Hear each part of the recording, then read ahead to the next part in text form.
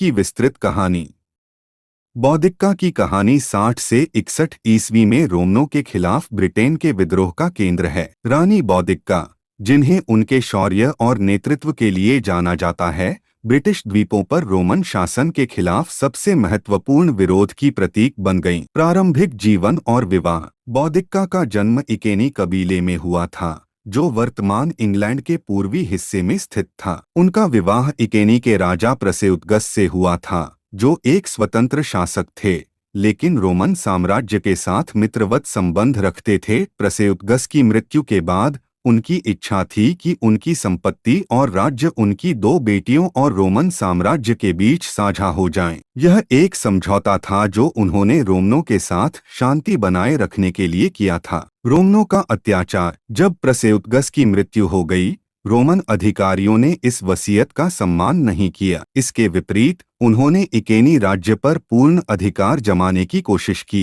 Roman सैनिकों ने बौद्धिका को सार्वजनिक रूप से कोड़े मारे और उनकी बेटियों के साथ दुर्व्यवहार किया। इस अपमान और अत्याचार से पूरे इकेनी कबीले में रोष व्याप्त हो गया। विद्रोह की शुरुआत। बौद्धिका ने इस अन्याय के खिलाफ खड़े होने का संकल्प लिया। उन्होंने रोमन साम्राज्य के खिलाफ एक व्यापक विद्रोह की योजना बनाई और आसपास के कबीलों को अपने साथ जोड़ने का प्रयास किया। बौद्धिका ने ब्रिटेन के अन्य कबीले जैसे त्रिनोवांटे और अन्य पूर्वी कबीलों के साथ एक मजबूत गठबंधन बनाया। इस विद्रोह की आग पूरे ब्रिटेन में तेजी से फैल गई। युद्ध और विजय। बौद्धिका और उनके अनुयायियों ने अपनी लड़ाई की शुरुआत कैमलोडुनम कोलचेस्टर से की, जो रोमन निवासियों का एक प्रमुख केंद्र था। यहाँ उन्होंने रोमनों के बने हुए निर्माणों को नष्ट कर दिया और शहर को आग के हवाले कर दिया। इसके बाद उनकी सेना ने लंदनियम लंदन की ओर कूच किया। वहाँ भी उन्होंने रोमन प्रतिष्ठानों को बर्बाद किया और रोमनों के खिलाफ अपने क्रोध को प्रकट किया। इन विजयों से बौद्धिका की सेना और अधिक आत्मविश्वासी हो गई। उन्होंने वेरुलामियम सेंट अल्बंस पर हमला किया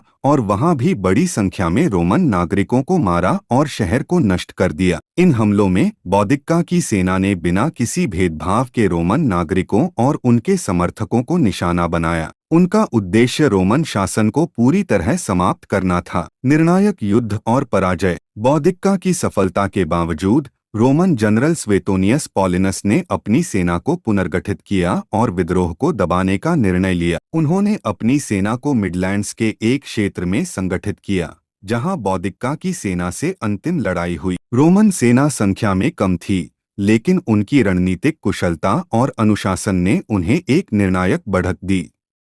इस अंतिम युद्ध में बौद्धिका की सेना को करारी हार का सामना करना पड़ा।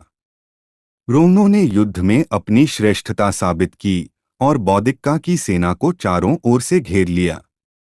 विद्रोहियों को भारी नुकसान हुआ और इस हार के बाद विद्रोह का अंत हो गया। बौद्धिका की मृत्यु और विरासत। इस हार के बाद बौद्धिका ने विष पीकर आत्महत्या कर ली ताकि वह रोमनों के हाथों बंदी बनने से बच सकें।